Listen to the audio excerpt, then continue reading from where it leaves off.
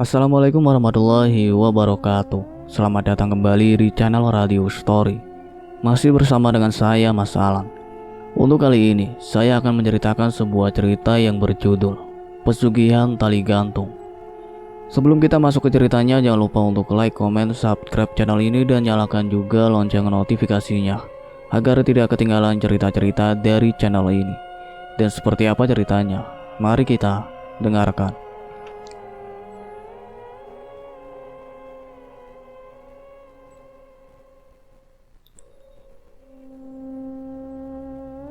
Bal, Iqbal, panggil teman gua, Sandi, seraya menghampiriku yang sedang duduk di taman kampus. Kenapa? Sautku. Sandi duduk di sampingku, sembari mengatur nafasnya. Riana itu ngekos di tempat lu kan? Riana anak manajemen. Iya. Kamarnya ada di atas kamar gua. Emangnya kenapa? Waduh, mending malam ini lu jangan balik kosan dah. Terus, masa gue tidur di kampus? Emang ada apaan sih? Lu belum lihat beritanya? Gua dari tadi sibuk ngerjain laporan, mana sempat lihat berita. Emang gak ada grup gua kosan gitu? Ada sih, tapi gue mute grupnya. Coba lu lihat grup kosan lu. Malas ah. Lu tinggal ngomong aja, ada apa sama Riana? Nih, lu baca sendiri. Sandi menyerahkan ponselnya padaku. Terlihat sebuah pesan di grup WhatsApp. Aku membacanya perlahan, hingga sampai di kalimat meninggal karena bunuh diri. Dek, aku terkejut membacanya. Bunuh diri? Iya, saut Sandi. Kapan? Katanya sih dari pagi, cuman mayatnya baru ditemuin sejam lalu. Padahal kemarin malam gue sama dia masih ngobrol. Terus kita makan di warteg deket kosan. Gue ngerasa gak ada yang aneh sama dia, normal-normal aja. Terus kenapa tiba-tiba bundir? Mana gue tahu, Bal. Kadang ada orang yang kelihatan baik-baik aja, padahal mentalnya lagi down parah. Mungkin dia lagi ada masalah yang berat banget. Seberat apa sih sampai milih bundir? Padahal jelas banget itu dilarang agama. Mental tiap orang itu beda-beda, Bal. Lu gak bisa ngukur sepatu orang lain pakai kaki lu. Bisa aja kalau ukurannya sama. Udahlah, susah ngomong sama lu. Gua ngomong serius malah begitu jawabannya. Sandi bangkit dari duduknya. Lu mau kemana? Pulang. Bah, temenin gua lah bentar lagi. Males ah. Baper dia. Aku lanjut mengerjakan laporan di taman kampus. Terlihat masih lumayan banyak mahasiswa yang berkeliaran di koridor. Kulirik jam di sudut kanan laptop pukul 21.43. Biasanya menjelang pukul 10, mahasiswa penikmat wifi kampus mulai berdatangan. Mereka akan begadang sampai pagi. Tadinya aku ingin begadang juga di kampus, apalagi setelah mengetahui kejadian di kosan. Pasti sekarang sedang ramai orang. Iseng ku buka grup WhatsApp kosan. Sudah ada ratusan chat. Tentunya mereka sedang membicarakan kematian Riana. Sebagian orang memilih untuk mengungsi ke kosan temannya. Salah satunya Mbak Cici, yang kamarnya bersebelahan dengan Riana. Astagfirullah.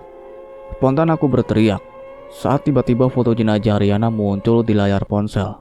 Bahkan ada foto saat jenazahnya masih tergantung di kamar. Bergegas aku menutup aplikasi WhatsApp dan menghapus foto tadi yang sempat terunduh otomatis. Saat akan menghapus foto itu, ada sebuah rasa penasaran muncul, ingin melihat wajah Riana lebih jelas. Kuperbesar fotonya hingga wajah Riana hampir memenuhi layar ponsel. Aku hanya fokus pada matanya yang melotot dan lidahnya yang menjulur. Ya ampun, Riana, kenapa sih lu ngelakuin ini? Batinku, lalu menghapus fotonya. Tepat pukul 11 malam, aku pun pulang ke kosan. Kebetulan kosanku tidak begitu jauh dari kampus. Cukup berjalan kaki sekitar 10 menit. Jalan sekitar kampus sudah agak sepi. Hanya beberapa warung makanan saja yang masih terlihat buka. Salah satunya adalah warkop langgananku.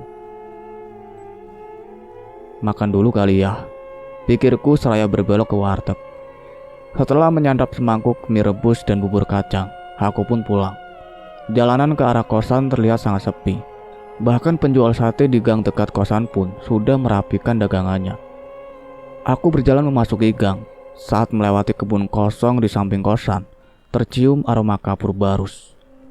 Kok ada bau kapur barus? Pikirku seraya mempercepat langkah. Apa mungkin jenazah Riana dimandikan di kosan? Kalau iya, pantas saja banyak penghuni kosan yang mengungsi sementara. Bunyi deritan pintu pagar saat aku membukanya. Seketika itu aroma kapur barus semakin menyengat. Ditambah bulu kuduk yang meremang saat aku sedang membuka pintu depan. Pintu terbuka, tak ada satupun orang yang terlihat. Ruang tamu yang biasanya ramai, kini kosong dan lampunya gelap. Aku melangkah menuju lorong. Semua pintu kamar kos di lantai 1 tertutup rapat. Sunyi, tak terdengar suara musik atau orang mengobrol sedikit pun. Aneh rasanya jika mereka semua sudah tidur. Kamarku terletak agak ujung, tepatnya di samping tangga menuju lantai 2. Lantai 2 merupakan kamar khusus wanita, sedangkan lantai 1 khusus pria. Penghuni kamar lantai 1 tidak diizinkan untuk naik ke lantai 2, terkecuali ada sesuatu yang mendesak atau gawat darurat. Itu pun harus ditemani penjaga kosan. Pet, aku memanggil Petra, penghuni kamar di sampingku, kamar pojok. Dah tidur lu? Tanyaku. Tak ada jawaban. Ku coba membuka pintunya, ternyata terkunci. Tumben amat dah tidur, gumamku seraya berjalan ke kamarku. Di dalam kamar aku menyempatkan waktu untuk memeriksa laporan. Tepat pukul 1 malam, baru pergi tidur. Dak dak dak. Aku terbangun saat mendengar suara ketukan. Entah dari mana, namun suaranya terdengar begitu dekat. Suara itu kembali terdengar. Ah, ganggu aja dah, kurutuku, seraya menarik selimut lalu lanjut tidur. Dok, dok, dok. Kini 3 ketukan cepat terdengar jelas dari pintuku. Aku membuka mata, seraya menatap pintu. Siapa? Tanyaku, dengan posisi masih tiduran di atas kasur. Tak ada jawaban. Siapa? Teriakku dengan kesal. Ini gua, Bal, saut suara perempuan dari balik pintu. Gua siapa? Riana. Gak usah bercanda deh. Bal, tolongin gua. Dah, gak lucu, sautku. Tolong lepasin tali di leher gua. Sakit, Bal, gak bisa napas, ucapnya dengan suara seperti orang tercekik. Ada apaan sih lu nyuruh gue jemput pagi buta begini? Omel Sandi. Ceritanya ntar aja di kosan lu, sautku sambil naik motor. Buruan, gas. Gak jelas lu. Sandi melajukan motornya. Sesampainya di kosannya, aku langsung menutup pintu dan jendela rapat-rapat. Ada apa sih, Bal? Lu kayak orang ketakutan gitu, tegur Sandi. Lu gak bakal percaya sama apa yang gue alami tadi, sautku. Ngalamin apaan? Lu didatengin Riana? Kok lu tahu? Gua cuma nebak dari ekspresi lu. Lagian udah jadi rahasia umum kalau meninggal bundir itu suka gendayangan. Asli Dasan, itu pengalaman paling horor yang pernah gua alamin. Ceritanya bisa besok aja gak, Bal? Lu takut? Bukan, gua cuma ngantuk. Lu lihat sendiri, sekarang udah mau jam 2:30. Nanggung San, sebentar lagi subuh. Emang dasar orang kagak pernah sholat. Waktu subuh aja gak tahu. Jam 4 kan? Jam 5 kurang 20. Lumayan kan, bisa tidur 2 jam lebih. Nanggung. Dah, gua ngantuk. Lu cerita sama tembok aja. Sandi meringkuk di atas kasur sembari memeluk guling. Dari tadi mata ini sulit terpejam. Entah kenapa wajah Riana pada foto itu terus terbayang. Ditambah suaranya tadi membuatku gemetar. Alarm berbunyi. Sontak mengagetkanku yang baru saja terlelap. Perasaan gue nggak ngeset alarm dah, gumamku seraya mematikannya. Lagian siapa juga yang set alarm jam 3 subuh. Aku kembali tidur. Tiba-tiba ada bunyi notifikasi pesan. Jam segini siapa sih yang SMS? Gumamku sambil membuka pesan. Ternyata itu pesan kosong dari Sandi. Spontan aku memukul tubuh Sandi hingga ia terbangun. Lu jangan jahil, San, omelku. Apa sih, Bal? Ganggu orang tidur aja, sautnya kesal. Tidur pala lu, mana ada orang tidur ngirim SMS? Sautku tak kalah kesalnya. Ngirim SMS gimana? Handphone gua ada di meja belajar belakang lu. Aku tak percaya padanya, lalu menoleh ke belakang. Bukan kaki kursi atau meja yang kulihat, melainkan kaki manusia. Jelas sekali, meski kamar dalam kondisi gelap. Ah! Teriakku, seraya naik ke atas kasur. Lu kenapa sih? Omel Sandi. Ada orang. Balasku terbata sembari meringkuk berdempetan dengan Sandi. Ya emang gua orang, Bal, masa setan? Bukan lu, tapi orang yang berdiri di dekat meja belajar lu. Ah, lu salah lihat kali, Bal. Lu lihat aja sendiri. Oh gak ah, tuh kan, lu juga takut. Kagak. Sandi bangkit, kemudian menyalakan lampu. Gak ada siapa-siapa. Aku menoleh ke belakang. Benar, tidak ada siapa-siapa di dekat meja belajar. Sumpah, San, tadi gue lihat ada kaki orang. Lu lagi ketakutan, jadi agak halu. Sandi membuka pintu kamar. Mau kemana lu, San?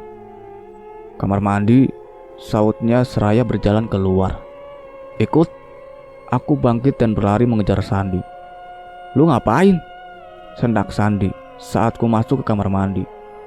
Gue pengen kencing juga, balasku. Di kamar mandi sebelah. Aku berpindah ke kamar mandi sebelah. Jangan pergi duluan, San, teriakku. Iya, dasar penakut, saut Sandi. Coba lu ceritain, kenapa sampai ketakutan gitu? Ucap Sandi seraya duduk di kasur. Lu gak jadi tidur? Tanya aku. Kagak, udah terlanjur gak ngantuk. Mana bentar lagi subuh. Oh ya udah. Jadi ceritanya tuh. Aku menceritakan sampai Riana mengetuk pintu dan bilang, "Tolong lepaskan tali di leherku," ucapku, seraya menirukan gaya suaranya. Lu yakin itu Riana? Yakin, San, gue masih hafal banget suaranya. Terus terdengar suara tangisan dari luar. Saat itu juga aku langsung bersembunyi di balik selimut dan menutup telinga dengan bantal. Suara tangisan itu menghilang, berganti dengan suara. Lu tahu nggak suara orang gantung diri? Tanyaku. Mana gua tahu. Itu loh yang kayak orang dicekek. Oh, iya. Nah, gua dengar suara itu ada di kamar gua. Asli jelas banget. Terus gua nelpon lu. Posisi masih di dalam selimut. Pas gue intip dikit, terlihat ada kaki yang melayang, sejajar dengan posisi kasurku yang tidak terlalu tinggi. Kakinya pucat sekali, dengan kuku yang membiru. Sontak aku langsung bersembunyi lagi di dalam selimut. Terus, gimana caranya lu keluar kamar? Gua keluar sambil nutup mata. Untung posisi kunci digantung. Saat sedang memutar kunci, aku mendengar suara orang tercekat tepat di belakangku, diikuti bau kapur barus dan hembusan angin dingin. Pintu terbuka. Spontan aku lari sambil berteriak tanpa menguncinya kembali. Namun, Riana sudah menungguku di ruang tamu. Dari ekor mata jelas sekali, ia sedang duduk di sofa sambil menoleh padaku. Tolong gua, Bal, ucapnya lirih sebelum aku keluar dari kosan dan berlari sekencang mungkin ke depan gang. Serem juga ya, ucap Sandi dengan datar. Gitu doang tanggapan lu? Jantung gua udah hampir copot 3 kali, San. Tambah sekali pas gua lihat kaki di dekat meja belajar lu. Jadi maksud lu Riana juga ikut kesini? Kayaknya sih gitu. Eh, kok gua tiba-tiba merinding sih? Sandi memegang belakang lehernya. Jangan nakut-nakutin gua, San. Aku mengedarkan pandangan. Takut Riana tiba-tiba muncul. Ternyata dugaanku benar. Wah! Aku berteriak dan melompat ke atas kasur. Ada apa, Bal? Tanya Sandi dengan bingung. Di belakang lu. Aku melihat ada bayangan hitam sedang berdiri di balik jendela, tepat di belakang Sandi. Ah! Sandi berteriak, kemudian bergabung denganku, meringkuk di atas kasur. Dia kenapa ngikut kemari sih, Bal? Kata Sandi. Mana gua tahu, lu tanyain aja sono. Lampu kamar tiba-tiba mati. Mati lampu, San, teriakku, sembari meringkuk menghadap tembok. Terdengar bunyi gesekan antara kursi dan keramik. Tak lama, terdengar suara isak tangis. 1 jam sudah aku dan Sandi meringkuk di atas kasur. Tak bergerak sedikit pun, soalnya suara tangisan itu terus terdengar. Lambat laun, semakin kencang. Suaranya baru menghilang saat azan subuh berkumandang, diikuti lampu kamar yang kembali menyala. Coba lu lihat, dia masih ada gak? Perintah Sandi. Lu kan yang paling deket, tolakku. Gimana kalau kita lihat sama-sama? Oke, 1, 2, 3. Aku menelai sambil menutup mata. Curang lu, protes Sandi. Ada nggak? Nggak ada. Aku membuka mata. Benar, Riana sudah tak ada di kamar. Sandi bangkit dan berjalan ke arah pintu. Mau kemana lu?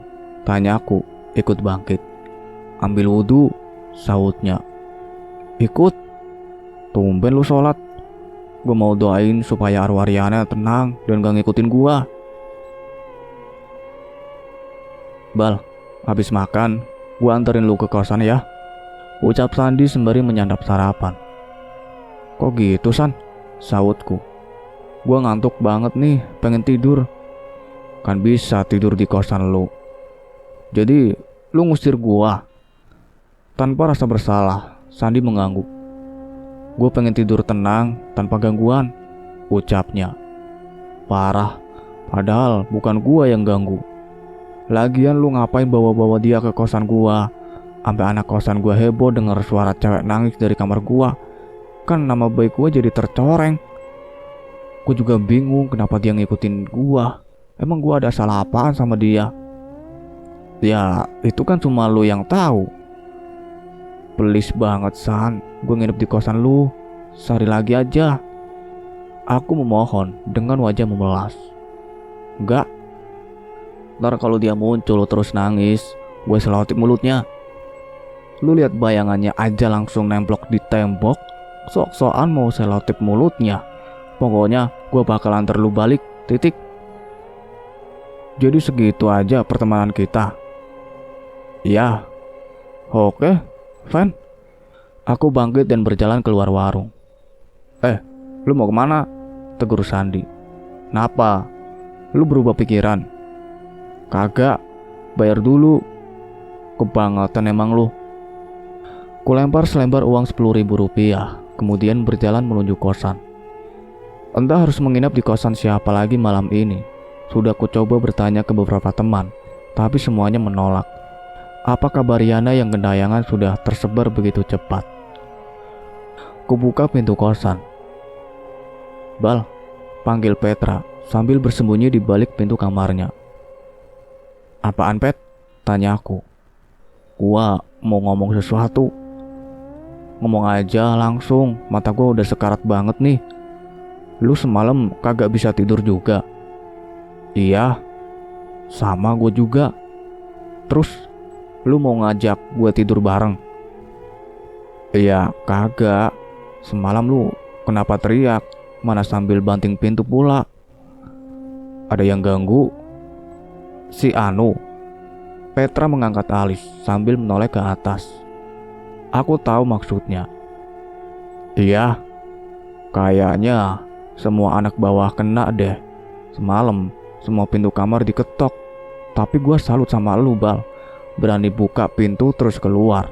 Gua aja semalam gak berani bangun dari kasur. Padahal semalam gue udah manggil lu, tapi lu kagak nyaut. Itu gue terpaksa aja lari. Habisnya si Ahem ada di kamar. Gila, sampai masuk kamar. Iya Pet, dah gue mau tidur dulu. Oke Bal. Aku pun masuk ke kamar, menyalakan lampu, kemudian berbaring di kasur. Ku ambil ponsel. Saat lampu ponsel menyorot mataku, tiba-tiba rasa kantukku hilang begitu saja. Sudah menonton puluhan video ASMR, tapi tidak berpengaruh. Ku tatap jam di layar ponsel, pukul setengah 10 pagi. Tidur Bal, batinku berusaha memberi sugesti. Ponsel sudah kuletakkan di lantai, jendela sudah kutatap rapat, lampu sudah kumatikan. Kini hanya tinggal menguatkan niat untuk tidur, sembari menutup mata dan mengatur napas. Aku bangun dengan kondisi kamar yang begitu gelap, dengan mata setengah terbuka. Kulirik ke arah jendela, sudah gelap, kemudian mengulurkan tangan untuk mengambil ponsel. Jam 7 malam, batinku saat melihat jam. Seketika itu, aku bangkit dan menyalakan lampu. Jujur, aku masih trauma berada di kamar yang gelap saat malam tiba. Dengan kepala sedikit pusing, aku berjalan ke kamar mandi untuk mandi. Namun, niat awal itu berubah, lebih memilih untuk membasuh wajah saja. Tiba-tiba terdengar suara dari kamar Petra. Aku pun melangkah keluar kamar. Lorong depan kamar terlihat agak gelap. Hanya sedikit kamar saja yang menyalakan lampu kamarnya. Pet, panggilku sambil mengetuk kamarnya, lalu berusaha membuka pintu. Ternyata pintunya dikunci. Ku ambil ponsel di kamar, lalu menelpon Petra. Pet, lu di mana? Tanyaku saat sambung telepon terhubung. Gue di kampus, balasnya. Ada orang di kamar lu? Kagak, emangnya kenapa? Gue dengar suara gedebuk dari kamar lu. Ah, lu jangan bercanda. Sumpah gak ada siapa-siapa di kamar gua. Ya udah, paling si entuh. Dih, jangan nakutin gua lah Bal. Akhirnya aku tutup telepon. Ini pasti ulah Riana. Ketika namanya terlintas di pikiran, aku langsung merinding. Kuedarkan pandangan khawatir ia tiba-tiba muncul. Buru-buru ku ambil tas lempang, lalu keluar kamar. Mataku langsung tertuju pada gagang pintu kamar Petra yang bergerak-gerak. Dengan tangan agak gemetar, ku masukkan kunci pada lubangnya. Susah sekali. Buruan Bal, teriak suara batinku. Kunci terjatuh ke lantai. Tiba-tiba dari ekor mata bagian kiri, terlihat gagang pintu itu bergerak semakin cepat. Sementara dari ekor mata bagian kanan, terlihat lampu tangga yang tiba-tiba mati. Bodoh amat ah, kerutuku. Seraya mengambil kunci lalu melangkah ke pintu depan. Bal, panggil suara lirih saat ku melalui tangga. Sontak aku berlari. Tiba di ujung lorong, terlihat lampu ruang tamu juga mati, sehingga area sekitar pintu depan terlihat begitu gelap. Di sanalah aku melihat ada seseorang sedang berdiri. Dari kejauhan hanya pakaian putihnya saja yang terlihat. Ri, kalau gua ada salah sama lu, tolong maafin. Jangan ikutin gua mulu, ucapku dengan suara lantang sambil menutup mata. Bal, balasnya. Bal, kamu kenapa? Tanya suara yang kukira Riana. Aku membuka mata. Siapa ya? Tanyaku ragu, karena tak bisa melihat wajahnya dalam kegelapan. Ia berjalan mendekat, lalu menyalakan lampu. Aneh, kosan kok jadi gelap-gelapan gini? Keluhnya. Seketika itu hatiku lega. Ternyata ia bukan Riana, melainkan Mbak Cici. Bang, ngagetin aja, ucapku. Kamu yang ngagetin, ngapain lari-lari di lorong? Lagian Mbak berdiri di sana, saya kira Aku tak berani menyebut namanya. Riana, kamu diteror juga. Jangan keras-keras ngomongnya Mbak, nanti dia denger. Oh iya, saya ke kampus dulu Mbak, pamitku, berlalu ke arah pintu. Bal, panggilnya. Iya Mbak. Jangan pergi dulu, boleh temenin Mbak bentar gak? Temenin kemana Mbak? Tanyaku bingung. Mbak mau ambil baju sama berkas di kamar. Kamar Mbak Cici ini terletak di ujung lorong, tepat di atas kamar Petra, tentunya di samping kamar Riana. Duh, Mbak, saya nggak berani naik ke atas. Kamu tunggu di tangga aja, please temenin, Mbak juga takut. Oke deh. Aku terpaksa mengiyakan, meski sama-sama takut. Apalagi barusan terdengar suara Riana memanggilku dari arah tangga. Kami pun berjalan ke arah tangga, yang lampunya sudah menyala kembali. Tunggu di sini ya Bal, jangan kemana-mana, pesan Mbak Cici sebelum menaiki anak tangga. Sambil menunggunya, aku berjalan ke kamar untuk mengunci pintu. Terdengar suara orang bergumam dari dalam kamar. Kali ini aku tak begitu yakin berasal dari kamar Petra atau kamarku. Yang jelas, bulu kuduk ini sudah meremang. Aku kembali berdiri di dekat tangga. Mbak Cici lama amat, gumamku, sesekali menoleh ke atas. Tiba-tiba pintu salah satu kamar terbuka. Spontan aku menoleh ke sana. Tak lama Mas Ilham yang kamarnya berada di tengah muncul. Ngapain berdiri di sana, Bal? Tanyanya sembari mengunci pintu. Nunggu Mbak Cici, sahutku. Loh, bukannya rata-rata penghuni kamar atas lagi pada ngungsi? Iya, tapi tadi Mbak Cici baru pulang. Katanya mau ambil baju sama berkas gitu. Cici beneran apa bohongan? Mbak Cici beneran lah mas. Orang tadi saya ngobrol kok. Oh, takutnya kayak Supri ketemu sama yang bohongan. Yang bohongan gimana mas? Ada yang nyamar gitulah. Kan kondisi kosan lagi horor gini. Tuh, saya jadi merinding mas. Mas Ilham tertawa. Ya udah, gue keluar dulu. Laper. Oke mas, sahutku.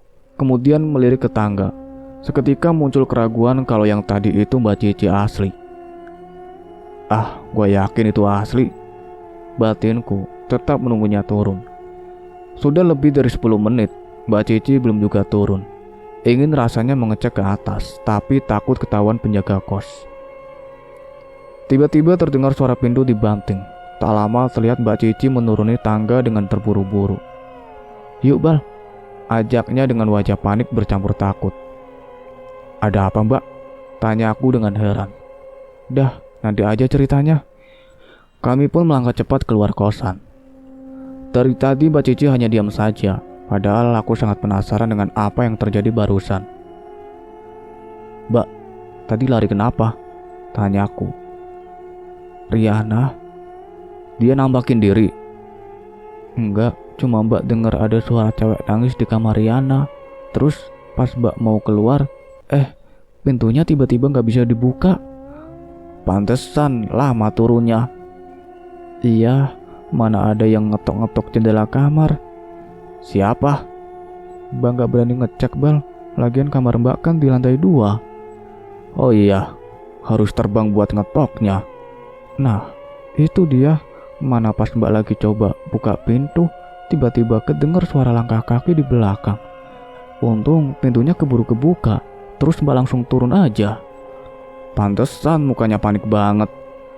Sama paniknya pas kamu lihat Mbak berdiri di dekat pintu. Aku terkekeh. Iya juga ya. Oh iya, katanya kemarin yang nemuin jenazah Riana itu Mbak ya? Iya, ceritain dong. Duh, enggak deh, Mbak takut masih kebayang-bayang juga sama wajahnya. Saya juga sempat lihat yang di-share anak-anak di grup WA. Parah sih mereka, harusnya gak di-share. Sekarang fotonya malah kesebar kemana-mana. Kasihan Riana.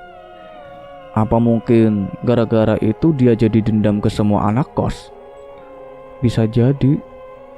Duh, kalau tahu bakal ada kejadian ini, kemarin gak saya perpanjang kosnya. Anak lantai 2 udah ada yang cabut dari kosan. Mbak juga udah mulai cari-cari kosan baru. Tuh, makin sepi dong. Semoga aja anak lantai 1 pada bertahan, biar ada temannya. Tak terasa kami sudah sampai di dekat kampus. Sebelum masuk ke area kampus, Mbak Cici mengajakku makan. Ia pun akhirnya mau sedikit cerita tentang kejadian kemarin. Jadi, malamnya itu Riana sempat masuk ke kamar Mbak. terus minta tolong dibangunin jam 7 pagi, ucap Mbak Cici. Mbak bangunin. Nah itu dia, Mbak lupa. Soalnya pas pagi mesti buru-buru ke kampus. Ada pengamatan, Mbak udah coba telepon dia tapi gak diangkat. Sorenya Mbak sempat pulang sebentar, lihat kamarnya gelap sama pintunya ditutup. Mbak pikir dia ada di kampus. Gimana Mbak bisa nemuin jenazahnya? Jadi Mbak Cici pun bercerita. Sekitar jam 7 malam, ia kembali ke kosan. Berhubung kamarnya berada di pojok, otomatis harus melewati kamar Yana. Saat melewati kamar Yana, ia mencium ada bau anyir. Awalnya, ia menduga bau itu berasal dari tong sampah, tapi semakin malam baunya semakin menyengat. Mbak Cici mencoba mengecek sumber bau itu. Setelah dicek, ia sangat yakin kalau baunya berasal dari kamar Yana. Mbak ketok-ketok pintunya, terus coba buka kaca jendelanya. Bau banget. Mbak coba panggil Riana. Terus Mbak Cici menghentikan ucapannya karena ada pramusaji yang mengantarkan makanan. Terus apa Mbak? Tanyaku penasaran saat pramusaji itu pergi. Duh, Mbak merinding sama mual kalau inget itu. Makan dulu aja Bal, nanti dilanjut ceritanya. Oke Mbak. Padahal aku sudah sangat penasaran dengan kelanjutan ceritanya.